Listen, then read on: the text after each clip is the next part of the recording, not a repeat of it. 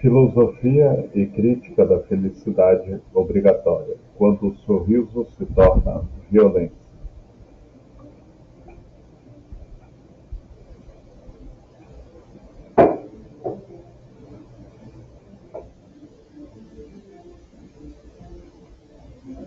Nós, for a Two, não é apenas uma narrativa de horror sobrenatural.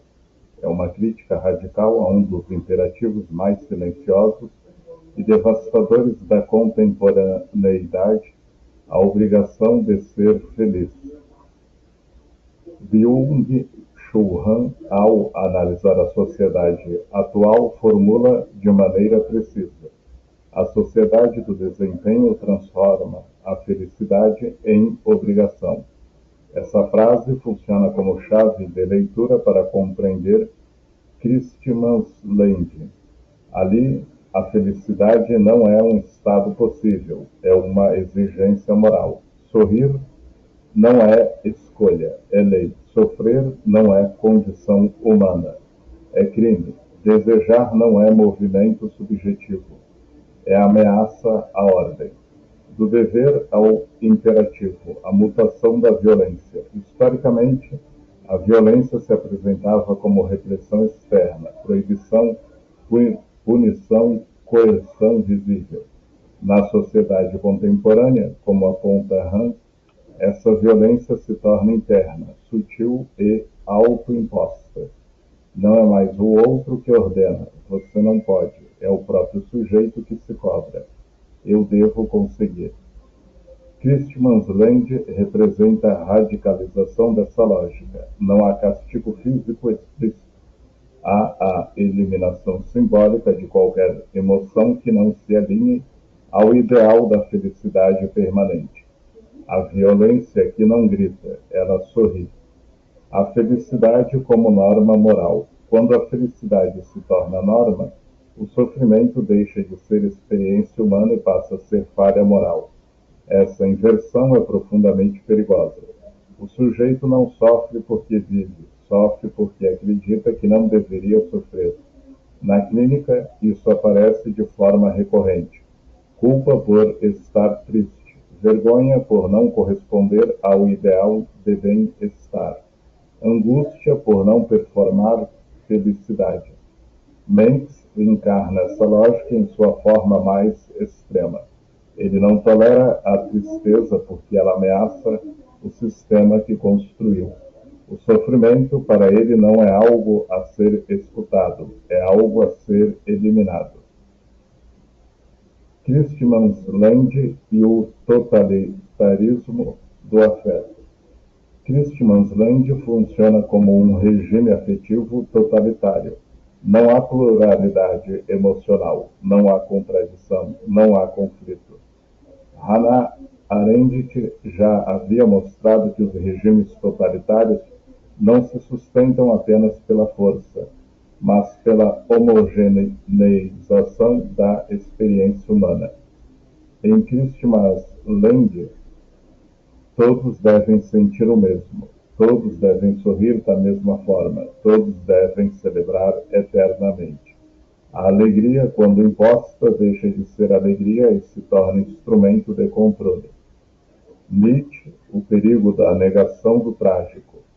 Nietzsche oferece uma crítica fundamental a qualquer projeto que tente eliminar o trágico da existência. Aquele que luta contra monstros deve cuidar para não se tornar um. Mengs luta contra a dor, contra a perda, contra o sofrimento humano. Mas, ao fazer isso, ele nega aquilo que Nietzsche considerava essencial à vida: o trágico como dimensão constitutiva da existência.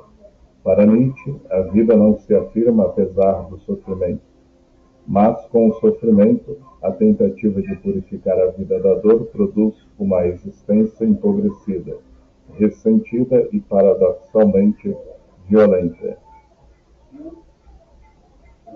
Mengs não suporta o trágico, por isso cria um mundo onde ele é proibido, do ideal de felicidade ao horror.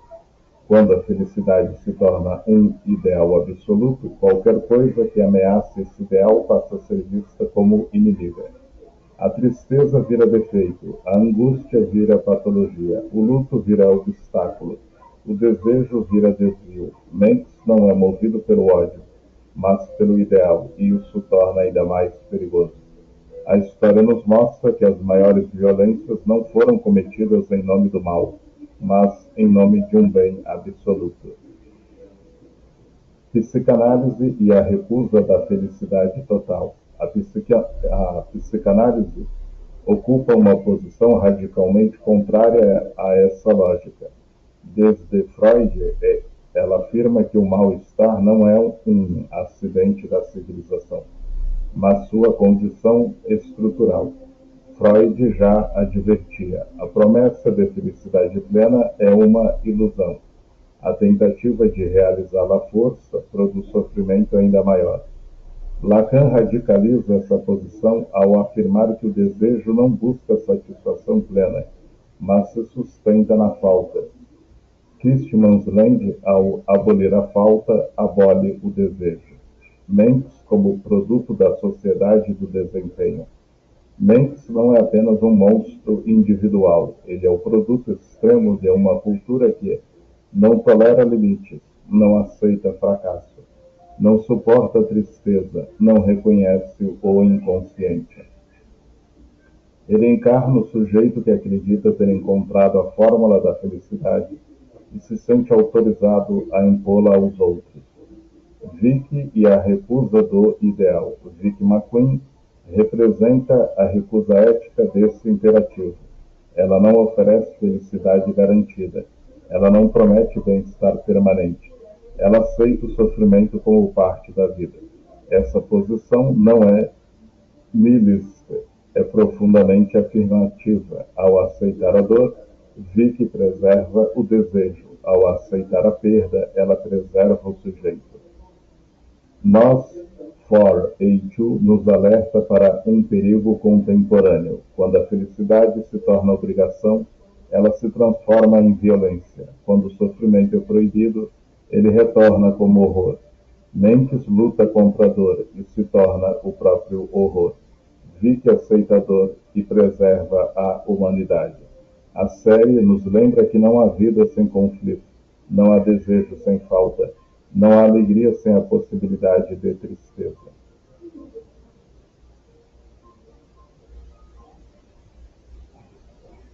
Conclusão: ética, desejo e o horror da completude. Nós, 4A2, nos conduz a uma conclusão que ultrapassa o campo do entretenimento e toca o núcleo da experiência humana. A série não fala apenas de monstros, mundos paralelos ou poderes sobrenaturais. Ela fala de forma alegórica e profundamente precisa sobre o que acontece quando tentamos eliminar aquilo que nos constitui como sujeitos. O horror, como a série insiste em mostrar, não está na dor. O verdadeiro horror está na negação da dor, na tentativa de erradicá-la da experiência humana, como se fosse um erro, um defeito ou uma falha moral. Freud já nos advertia que o sofrimento não é um acidente da vida psíquica, mas sua condição estrutural. A tentativa de extirpá-lo não produz paz, produz violência. Não existe salvação sem perda. Mendes promete salvação, mas sua salvação exige um preço absoluto, a perda da subjetividade. Ele oferece às crianças um mundo onde nada falta, onde não há tristeza, onde o tempo não passa. No entanto, ao abolir a perda, ele abole também o crescimento, o desejo e a possibilidade de se tornar alguém. A psicanálise nos ensina que não há constituição subjetiva sem perda. É a perda que inaugura o desejo, que permite a separação, que cria a possibilidade de simbolizar o mundo. Um mundo sem perda não é um paraíso, é um túmulo psíquico. O desejo nasce da falta, não da completude. Lacan é categórico ao afirmar que o desejo não busca a satisfação plena, ele se sustenta na falta.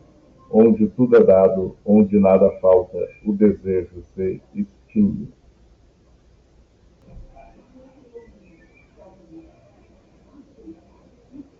O desejo nasce da falta, não da completude. Lacan é categórico ao afirmar que o desejo não busca a satisfação plena, ele se sustenta na falta. Onde tudo é dado, onde nada falta, o desejo se extingue.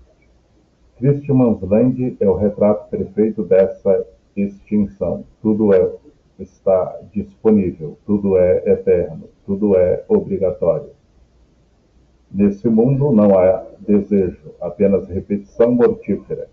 Vicky, ao contrário, habita o campo da falta. Ela não promete preencher ninguém, ela não se oferece como resposta total ao sofrimento do outro. Ela aceita o limite, a incompletude, a falha. E é justamente por isso que ela preserva o desejo. A violência das promessas de felicidade total. Toda promessa de felicidade total carrega em si uma violência potencial, porque para se sustentar, ela precisa eliminar tudo aquilo que ameaça sua coerência, a tristeza, a ambivalência, o conflito, o luto. Mengs não odeia as crianças, ele odeia aquilo que nelas escapa ao ideal que construiu. Esse é o ponto mais perturbador da série. A violência não nasce do ódio, mas do ideal absoluto, da crença de que existe uma forma correta de viver, sentir e ser feliz. A história, a filosofia e a clínica mostram repetidamente que esse tipo de ideal é sempre destrutivo. Lacan, amar é dar o que não se tem. Lacan sintetiza essa ética em uma frase fundamental. Amar é dar o que não se tem. Mengs oferece aquilo que acredita ter tudo. Felicidade, proteção, eternidade. Mas, justamente por acreditar ter tudo, ele não dá nada do que realmente importa. Vicky, ao contrário, oferece o que não tem. Ela não tem garantias. Ela não tem promessas. Ela não tem completude. Ela oferece presença, limite e imperfeição. E isso é amor no sentido mais radical da psicanálise.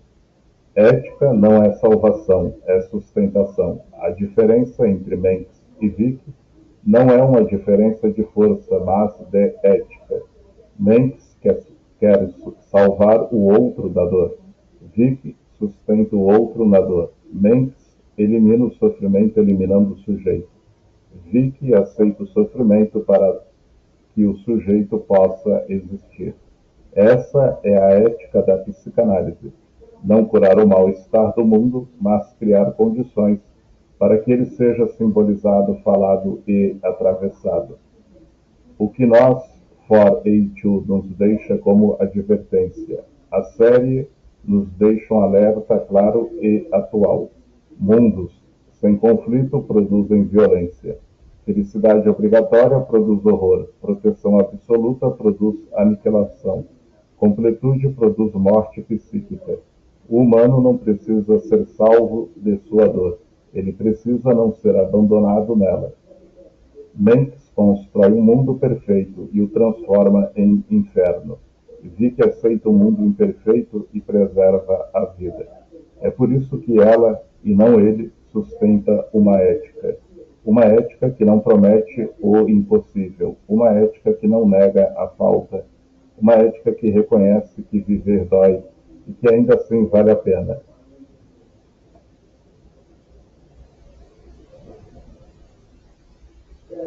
Se você chegou até aqui é porque percebeu que Nós, For A2 não é apenas uma série de terror.